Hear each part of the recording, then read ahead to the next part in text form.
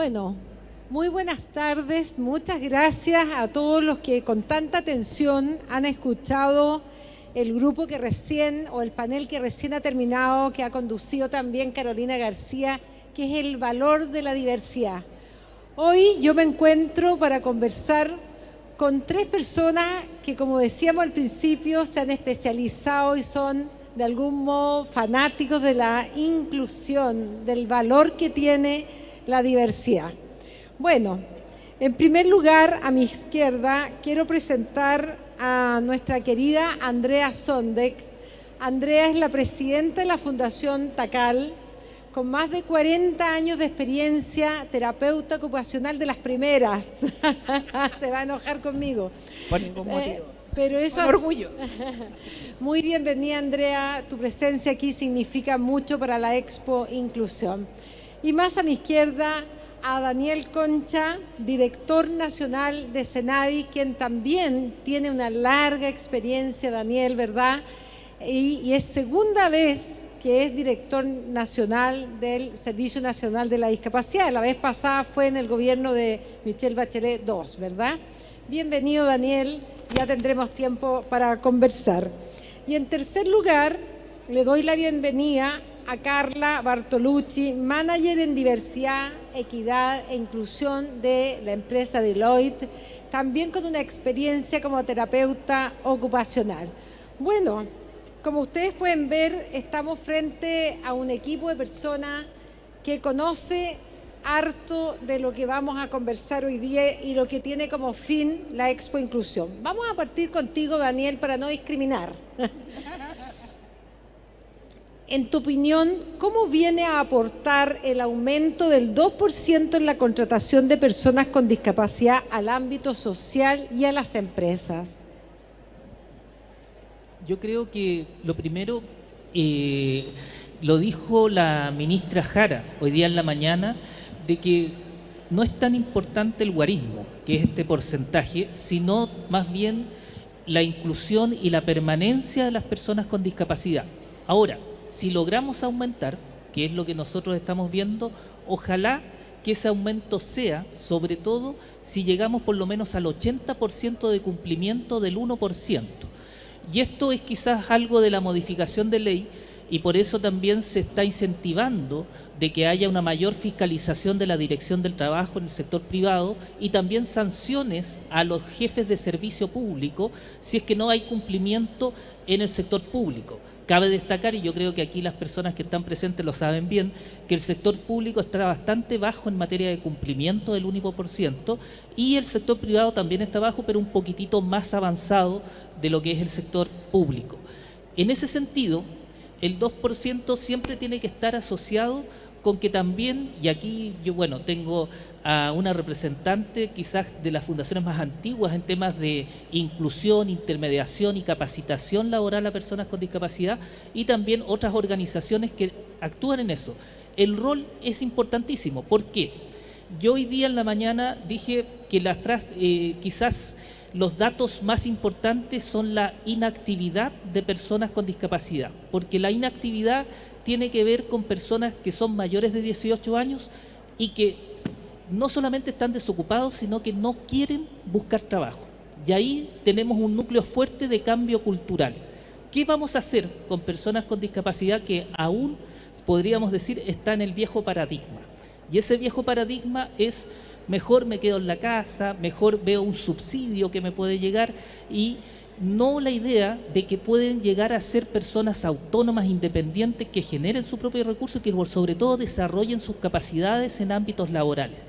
Es ahí donde hay que seguir trabajando.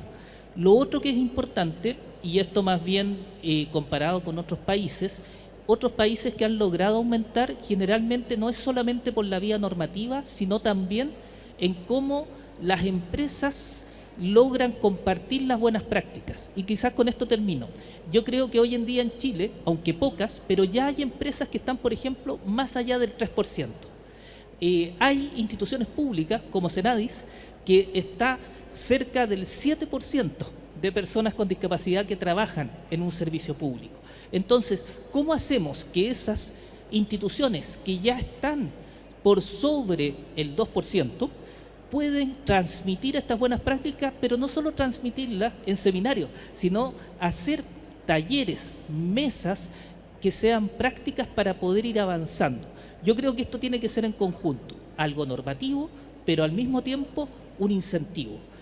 Estamos hablando con Servicio Civil, y con esto termino, para el sector público, la idea de poder reflotar un sello Chile inclusivo para el sector público, de manera de poder incentivar también al sector público para que las instituciones públicas y servicios públicos puedan competir pero una competencia sana, para poder aumentar el número de personas con discapacidad que se incluyen. Y lo otro, a nivel porcentual, siempre es bueno tener un mayor porcentaje y tener una mayor cantidad de personas con discapacidad que se incluyan en el mundo laboral, por sobre todo porque cambiamos el paradigma, que es el paradigma que ellos son y ellas sujetos de derecho, y que pueden ser autónomas, pueden desarrollar sus capacidades y que son un aporte, y voy a decirlo bien claro, que son un aporte al Producto Interno Bruto del país. De lo que se trata, Daniel, entonces, es que podamos retener y contar con el mejor talento en las organizaciones, más allá de su origen y su condición física, psíquica, ¿cierto?, o social. Por lo tanto, la discapacidad tiene ese valor, el valor de tener el talento por sí mismo. Muchas gracias por tu comparación también que hacías respecto a este deseo de que ese guarismo sea mayor. Bueno, quiero comentar, siguiendo en aspectos legales con Andrea, desde tu punto de vista, Andrea, ¿cuáles han sido los ajustes que crees tú son necesarios hacerle al decreto 64? ¿Y qué es lo más relevante de para que entendamos mejor el contexto legal en que se mueve la discapacidad en Chile? Bueno, es una pregunta súper amplia. El decreto 64 viene con unas modificaciones muy importantes, pero a mí me gustaría centrarme en los ajustes que hacen las empresas, especialmente cuando declaran que por su giro no pueden contratar personas con discapacidad. Lo primero, decir que yo no creo que exista una empresa que ningún cargo pueda ser desarrollado por una persona con discapacidad. Claramente, toda empresa tiene cargos administrativos, tiene cargos para hacer aseo, tiene cargos para cocina, etcétera, etcétera. Por lo tanto, es muy importante la modificación de esa área que hace el decreto 64, porque complica, ¿no?, poder rendir de que mi empresa no puede contratar personas con discapacidad por el giro. ¿Y qué es lo que te pide este decreto 64? Pide que la empresa, si va a hacer esa declaración, tiene que hacer el análisis del puesto de trabajo de cada uno de los cargos de la empresa, de cada cargo. Imagínate tú una empresa grande, ¿no? Son cientos de cargos de análisis de puestos que tienen que realizar. Pero no solamente eso, pide que esos análisis de puestos de trabajo estén firmados por el gerente general y por el gestor. ¿Qué es lo que hace esa modificación?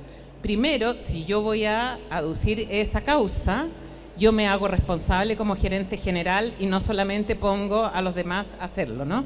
Y en segundo lugar, complica utilizar ese resquicio para no contratar o no utilizar las otras medidas complementarias.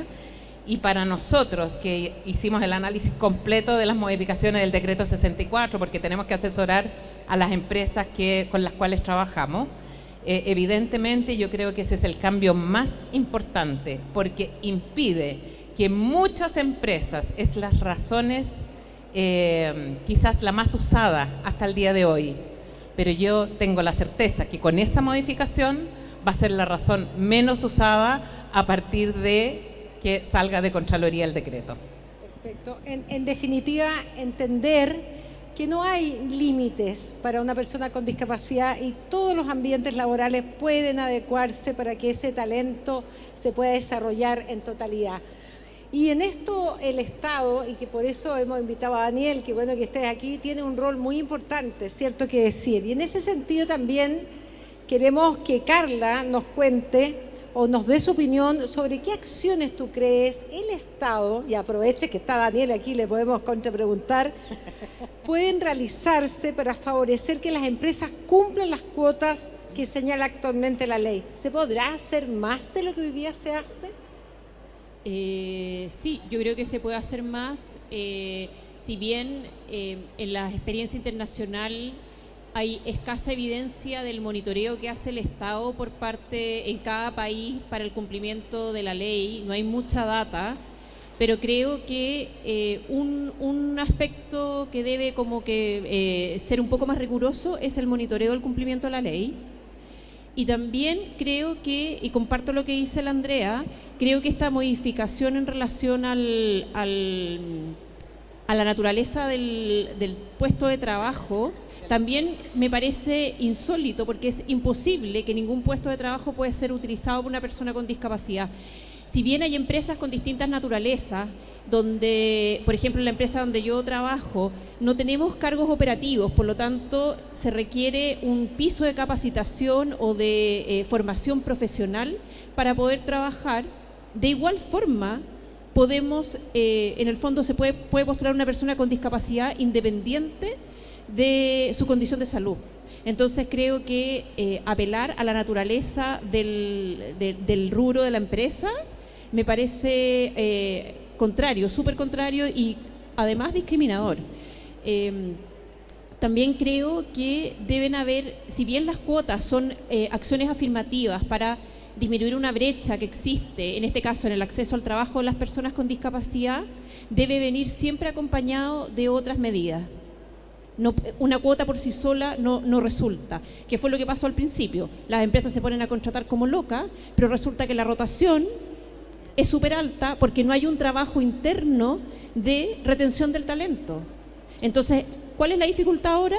Que una persona con discapacidad que le ofrecen más plata en la empresa al lado se va porque nadie la fidelizó en la empresa donde está. Entonces, creo que eso también es un foco importante de poner en la retina en relación a lo que puede colaborar el Estado, no solamente en que las empresas cumplan con una cuota en puntual, sino que cómo es la permanencia, cómo yo monitoreo la rotación de esas personas con discapacidad al interior de la empresa. Porque hoy puedo contratar e ir saliendo, contratar e ir saliendo, contratar e ir saliendo y voy cumpliendo la cuota igual. Entonces, debe haber un monitoreo del cumplimiento, pero además de la retención de ese talento al interior de la organización. Y ahí yo creo que hay un gran desafío, Daniel, para la Dirección del Trabajo, para los organismos reguladores, para el mismo Senadi, en el sentido de no autoengañarnos, ¿no? Con esto de mover los números, que una vez que cumplieron la cuota en la empresa, si las personas renuncian los van a contar, aparecen cumpliendo, pero en la práctica no es así. ¿Qué crees tú es el principal desafío? Algo hablaste de eso en la mañana, para el Estado en tu posición como director nacional para poder enfrentar estas dificultades que son complejas y que tienen que ver con el mundo del trabajo. Sí, yo creo que Andrea y Carla han manifestado quizás los desafíos más importantes. Yo voy a partir por el tema de la retención. Hay que acordarse a todos los que están escuchando que la modificación de la ley 21.015 ya está en el tercer trámite. Eso significa que pasó al Senado, está en la Comisión de Trabajo del Senado y a lo mejor también va a querer la nueva Comisión de Personas Mayores y Personas con Discapacidad del Senado que también pase por ahí. Después de la discusión que se haga ahí, va a ir a la votación al Pleno, al Senado. Y en la Cámara de Diputados esta modificación ya se votó y se votó por unanimidad. Y esto es bien importante porque uno de los puntos que tiene la modificación es el tema de la retención del talento. Es decir, la permanencia de la persona con discapacidad en los puestos de trabajo. Esto fue uno de los puntos que quizás más se discutió en la Comisión de Personas Mayores y Personas con Discapacidad y también lo que levantaron las organizaciones sociales de personas con discapacidad. Entonces, ¿cuál es el desafío? El desafío no es solamente lo normativo. Y yo aquí siempre coloco ejemplo, lo puse en la mañana, o sea, el mejor ejemplo es el Discopare. El Discopare existe, pero no todo el mundo lo respeta. Entonces, además de la ley, tenemos que tener otros tipos de incentivos. Y esto es bien importante y yo creo que quizás la nueva ley del gestor de inclusión laboral nos va a ayudar que desde dentro de la empresa podamos tener personas que junto con el gerente o el jefe o el presidente del directorio pueda generar planes y dentro de esos planes esté el tema de la retención de talento o de la permanencia de las personas con discapacidad en sus puestos de trabajo. El segundo gran desafío, yo creo que tiene que ver con lo que hablé ya de cómo las fundaciones que trabajan en capacitación, intermediación laboral y en temas de empleos con apoyo pueden llegar no solamente, y esto lo voy a decir bien claro, no solamente a las personas con discapacidad, sino a su entorno. Y su entorno es el entorno familiar, el entorno comunitario, porque muchas veces yo creo que aquí hay un tema de cambio cultural. El cambio cultural toma tiempo. ¿Y cuál es este cambio cultural? Bueno, evitar la sobreprotección en familia. O con la misma persona, evitar que ella misma se compadezca y diga que porque soy una persona con discapacidad no puedo hacer ciertas cosas, cuando en realidad puede que se hagan muchas otras cosas, pero eso significa un trabajo de apoyo. Tercer desafío, y está ligado a esto, es que las empresas se abran a poder pagar servicios de apoyo, porque son importantes sobre todo con ciertas personas. Así, y lo dijeron muy bien, el decreto 64 y la modificación que se hizo tiene que ver con eliminar esta causal de que por el giro de la empresa no se podía contratar. No, porque la empresa tiene muchas cosas. Y lo mismo digo yo, las personas con discapacidad son personas con discapacidad muy diversas, como todas las personas. Tenemos personas que se han preparado en oficios, personas administrativas, personas que son profesionales y personas con doctorados. Entonces, yo puse el ejemplo, y es bueno decirlo porque veo que hay público distinto. Hoy día en Chile por primera vez tenemos un juez ciego. En el sector público por primera vez Alta Dirección Pública está nombrando, después de procesos largos, a personas con discapacidad que están llegando a las nóminas finales de concurso. Es decir, es un cambio lento, pero ya está sucediendo. Y en ese sentido, cuando nosotros vemos el tema de la inclusión, también hay que ver que las personas con discapacidad son personas que son diversas. Algunas van a requerir más apoyos, otros simplemente adecuaciones en el puesto de trabajo, pero aquí voy a repetir lo que dijo Andrea. Hay que ver cada puesto de trabajo, hay que evaluarlo, hay que analizarlo, hay que ver cuáles son los ajustes razonables, cuáles son las adecuaciones, cuáles son los servicios de apoyo, la asistencia, ayudas técnicas, etcétera. Me gustaría quedar hasta ahí, pero yo creo que esos son los grandes desafíos. ¿Cuál es el sector público? Generar políticas públicas que tengan el componente de cooperación público-privado para ir avanzando en la permanencia de las personas con discapacidad en sus puestos de trabajo y en el aumento de personas con discapacidad en el mundo laboral chileno. Bueno, yo creo que también tú apuntas, Daniel, a algo que es fundamental para quienes estamos en el mundo del trabajo, ¿cierto? Que tiene que ver cómo integramos a todas aquellas personas que están alejadas del mundo laboral, las mujeres, los adultos mayores, no solo las personas con discapacidad, y algo muy especial, los jóvenes. Los jóvenes en nuestro país también tienen una tasa de empleabilidad menor y por eso es importante entender esta problemática, si lo queremos llamar así, de la inclusión laboral efectiva. Andrea, en tu larga trayectoria, ¿cuáles crees tú han sido las acciones que son facilitadoras para ingresar personas con discapacidad a las empresas donde exista un resultado win-win, donde gane la empresa y ganen los trabajadores que tú has podido observar? Rica pregunta en todo caso. Lo primero es tomarme, ¿no es cierto? Es cierto que la mantención de la persona con discapacidad es una deuda pendiente, pero claramente yo te diría que lo primero es lo primero. Lo que nosotros siempre trabajamos con la empresa es que nosotros no hacemos caridad. La persona con discapacidad no se merece que uno la coloque en un cargo porque el pobrecito tiene discapacidad.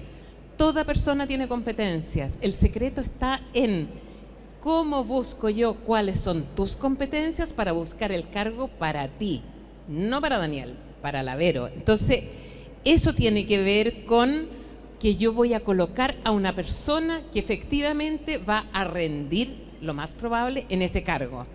Por lo tanto, no vamos a tener el problema de la desvinculación, porque si la persona cumple, ¿no es cierto?, y hace la pega, da lo mismo si tiene discapacidad o no. Nosotros cuando hacemos las capacitaciones le decimos a una empresa, la empresa se transforma en inclusiva cuando yo no veo la silla de rueda de la Caro, sino que veo a la Caro como mi compañera de trabajo. Solo así, y en ese momento yo digo, esta empresa es inclusiva. Y para eso tenemos que ser súper responsables al momento de hacer la intermediación. Y ahí hacer un llamado a todas las instituciones. Habemos muchas instituciones hoy. Antes de la ley habían mucho menos, pero hoy hay muchas instituciones que están trabajando y trabajar desde la responsabilidad. Tenemos que buscar los cargos aptos para cada persona y no para el pobrecito que tiene discapacidad. Si hacemos eso, gana la empresa. ¿Por qué? Primero, porque la persona con discapacidad va a estar fidelizada por sí misma. Si siempre te han cerrado la puerta y hoy día finalmente se abrió esa puerta y yo estoy cómoda y tengo compañeros de trabajo y estoy rindiendo y estoy bien evaluada, ¿por qué me voy a ir a la empresa al lado?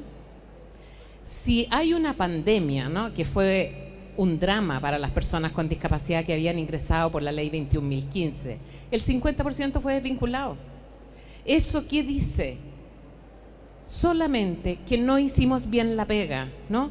Porque si las personas hubiesen sido incluidas por sus competencias, no tendrían por qué haber salido. Quizás hubiesen salido otras personas con o sin discapacidad porque no cumplen con el cargo. Y por lo tanto la relación ganar-ganar es múltiple. Primero, una persona con discapacidad se incorpora a la empresa y si la empresa me acoge en mi derecho, yo tengo respeto, tengo dignidad, gano yo como persona con discapacidad. Y sin duda la empresa gana porque tiene un trabajador leal que hace bien la pega. Dos, la otra relación ganar-ganar que es súper relevante tiene que ver con la competencia y con el deseo de llegar a trabajar. El otro día hablábamos con Kerima, que está allá atrás, y decíamos, qué rico tener esta pega, que nos encanta venir. No nos importa despertarnos temprano, somos felices viniendo. Qué triste es llegar a una empresa si tienes o no tienes discapacidad, si tú no te sientes acogida, si tu jefatura no te pesca pero ni en bajada, si de verdad te ningunean, ¿no? Te dicen, bueno, haz lo que quieras y total da lo mismo.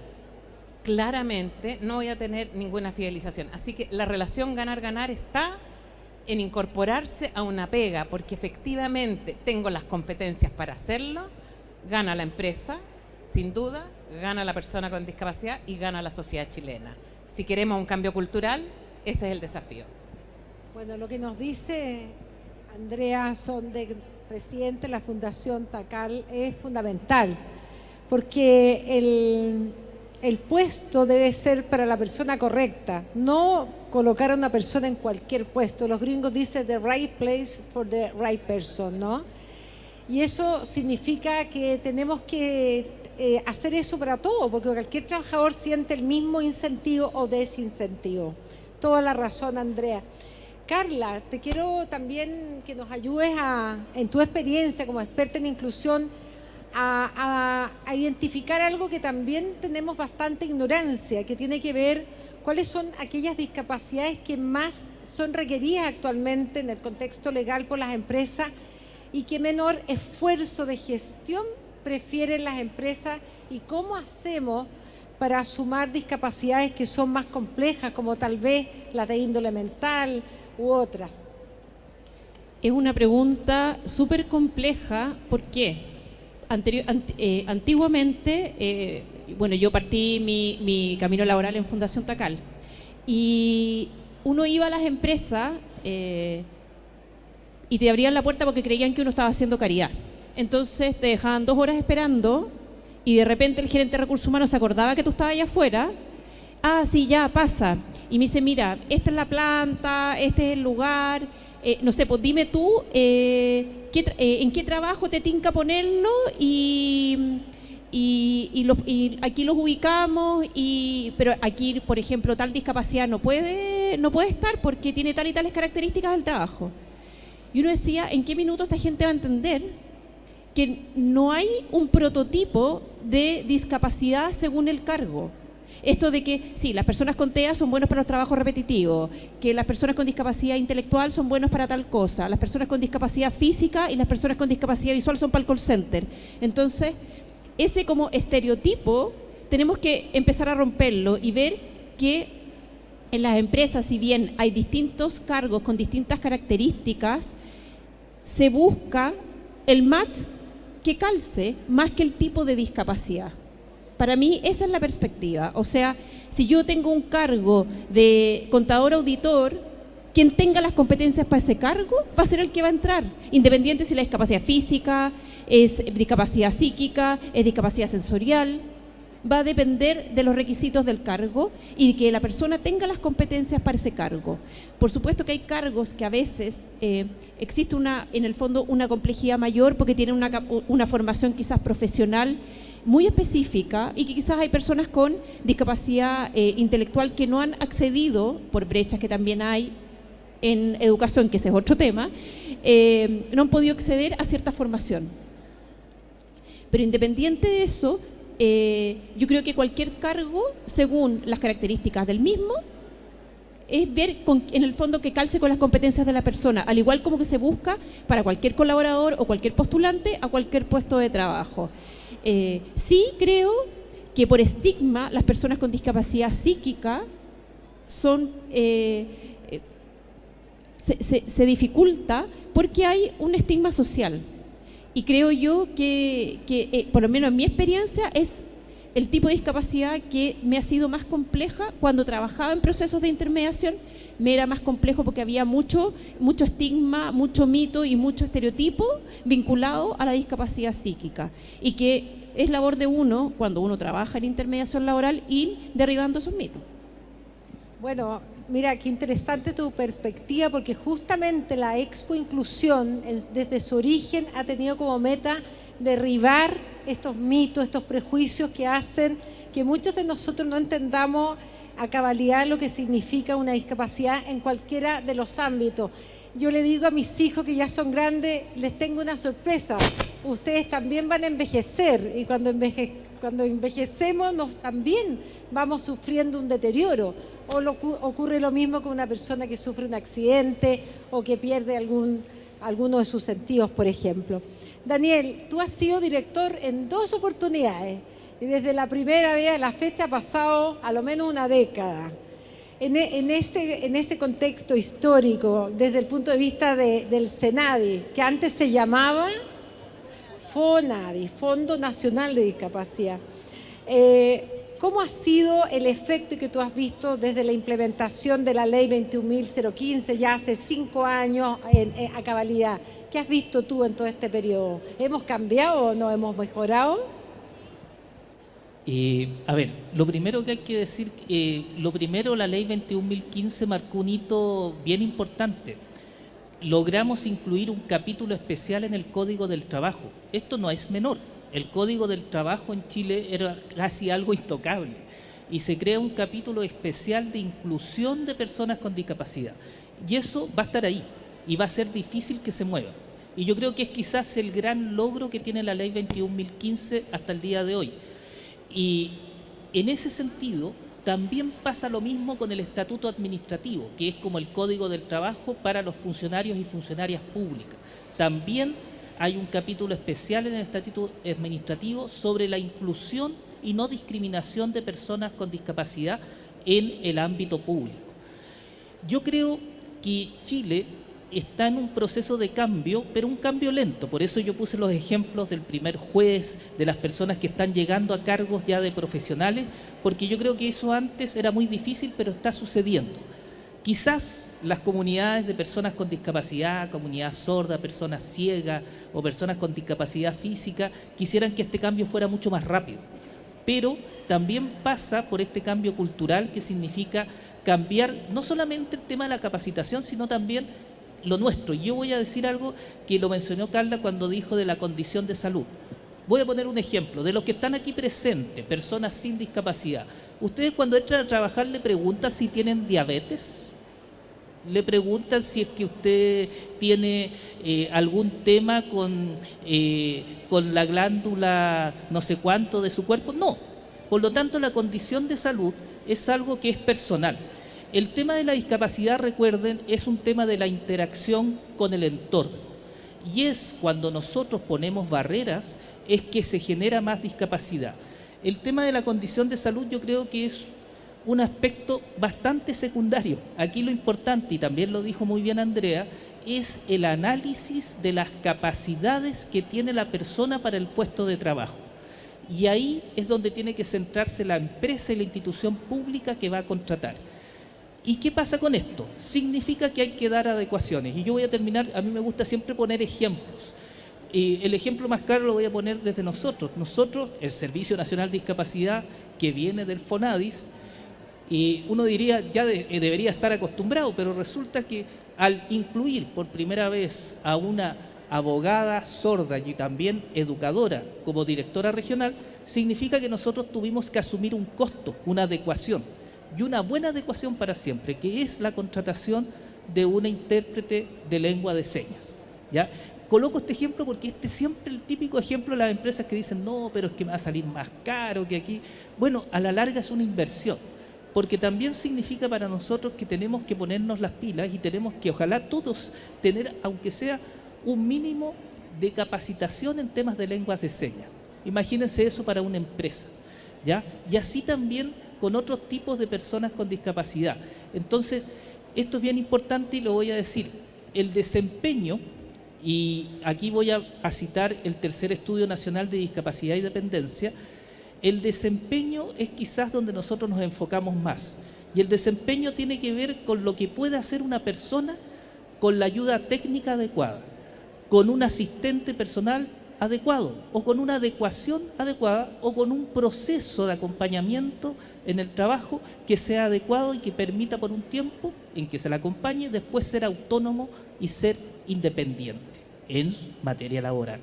Entonces yo, respondiendo a tu pregunta, yo diría que básicamente las políticas públicas y el Estado de Chile tiene que estar siempre abierto a ir dialogando con el sector privado, pero por sobre todo el gran aporte que ha dado la Ley 21.015 es que empezó un cambio cultural que ya no para, y eso está y hace visible y deja un marco normativo que yo creo que va a estar por mucho tiempo con nosotros, donde se ve, y lo voy a repetir, que, miren, voy a decir algo que a lo mejor ya se les olvidó en la memoria. Lo más difícil de la Ley de Inclusión Laboral en el año 2015 al 2017, mientras discutimos, ¿saben qué es lo que fue? Derogar el artículo 16. ¿Se acuerdan cuál era el artículo 16? Se podía contratar personas con discapacidad intelectual por menos del sueldo mínimo. Eso fue lo más difícil. Y eso es un hito importantísimo. ¿Por qué? Porque después de eso, esto no es un favor, es un derecho de que tienen las personas con discapacidad de trabajar. Y ahí está el gran cambio cultural. Oye, hartos desafíos, ¿eh? Y cómo una ley puede ser una propulsora de cambio social, y cómo un fenómeno como la pandemia, como nos decía Andrea, puede retraer las posibilidades de algunos. Así que importante siempre el rol que tenemos nosotros, los agentes de cambio, las familias, las empresas, para que este mundo, el mundo que dejemos, sea mejor. Y en ese contexto de un mundo mejor, mi querida Andrea, con los años que llevas en este incansable propósito por la discapacidad. Sacado los años. Ya no, le he sacado los años todo el rato. La experiencia. Cumplo 68 este No, próximo lunes, para que me llames. Ya sabe ya todo el público, ¿eh? 58, acaba de decir. Con toda esta experiencia y con las batallas que tú has dado, ¿cuál es el sueño? ¿Qué te gustaría que ocurriera en materia de discapacidad en nuestro país? Esa pregunta me encanta porque yo siempre sueño. Yo partí con la Fundación Tacal el año 1985. Nadie hablaba de que una persona con discapacidad podía formarse para el trabajo e incluirse en el mercado laboral. Todos mis amigos empresarios me dijeron que estaba loca, que se me habían caído todos los tornillos. Pero yo soy un poquito porfiada, tú ya me conoces un poco, soy un poquito porfiada y dije, la voy a armar igual. Bueno, el tiempo nos dio la razón. Hoy día Fundación Tacal tiene más de 2.700 personas que están contratadas con un contrato de tipo indefinido. Por lo tanto, es pega, pero es pega digna, ¿no? No es una pega que no sea digna. Y por lo tanto, el sueño mío es que ojalá lo pueda ver, no exista Tacal en el futuro. Y la idea de que no exista el Tacal es que el tema laboral ya sea tan natural, no necesitemos leyes ni del 1 ni del 2%, sino que sencillamente las empresas y las personas con discapacidad se sientan capaces, puedan incorporarse al trabajo tan solo porque es un ciudadano chileno, porque tiene competencia y tiene un espacio en esta sociedad. Yo sería, no sé, la más feliz de la tierra si es que pudiésemos eliminar todas estas leyes que son discriminación positiva, pero finalmente son leyes discriminatorias al fin y al cabo, y que efectivamente Chile viva ese cambio cultural que no necesite ningún tipo de discriminación para que las personas con discapacidad puedan ejercer su derecho. Y nada, eso es. Qué mejor sueño, que ojalá deje de ser tema la discapacidad y seamos todos personas con nuestras propias habilidades, competencias, diferencias, valoradas en lo que somos intrínsecamente cada uno. Para terminar, porque ha estado tan entretenido que nos quedaríamos conversando toda la tarde, pero nos soplan que hay más paneles. Uno de los elementos importantes que tiene nuestro actual sistema legal en materia de discapacidad son los gestores de inclusión. Y en ese sentido yo les quiero preguntar a todos, voy a partir contigo, Carla, ¿cuáles crees tú que han sido las limitaciones y ventajas y desde tu opinión qué otro rol o cómo mejorarías el rol para que la capacitación sea efectiva, para que la incorporación de las personas con discapacidad sea efectiva y si la harías extensa a otros roles o a otro tipo de poblaciones también, como por ejemplo los padres? Tremenda pregunta. A ver, hay varias cosas. Si bien el rol del gestor me parece importante, hay ciertas aristas que me parecen pudiesen mejorarse. En términos de capacitación, hay muchas organizaciones que están capacitando en gestor de inclusión y cuando uno se pone a revisar, hay programas que son sumamente completos y otros programas que dejan mucho que desear porque como la organización es una OTEC o es un organismo que trabaja en ámbitos de capacitación y vio un nicho de negocio, plantea un programa que hay gente que lo está comprando y que no cumple ni con los requisitos mínimos para saber temas de inclusión. Ese es un tema. El otro que me parece un poco, no me parece adecuado que el rol esté focalizado exclusivamente en el área de recursos humanos. Porque el rol del gestor dice, según ley, que debe trabajar en áreas de recursos humanos y vamos a seguir, así como lo hemos tratado de derribar hace tanto tiempo, seguir focalizando el tema de inclusión en las áreas de recursos humanos y lo que necesitamos es transversalizarlo a toda la organización. Ese cambio cultural que necesitamos no se va a lograr con un gestor que trabaje solo en ámbitos de recursos humanos, porque necesitamos también que se transversalice, que sea a todo orden al interior de la organización. El cambio cultural no ocurre solamente desde la persona, sino que también desde los sistemas y desde los procesos que existen en una empresa. Y para lograr eso necesitamos que todos sepan, no solamente la gente que está en recursos humanos. Muy buen punto. Muchas gracias, Carla, y también agradezco tu participación. Daniel, no sé si quieres comentar algo más, si piensas que hay que agregar algo más al rol del gestor para ir terminando.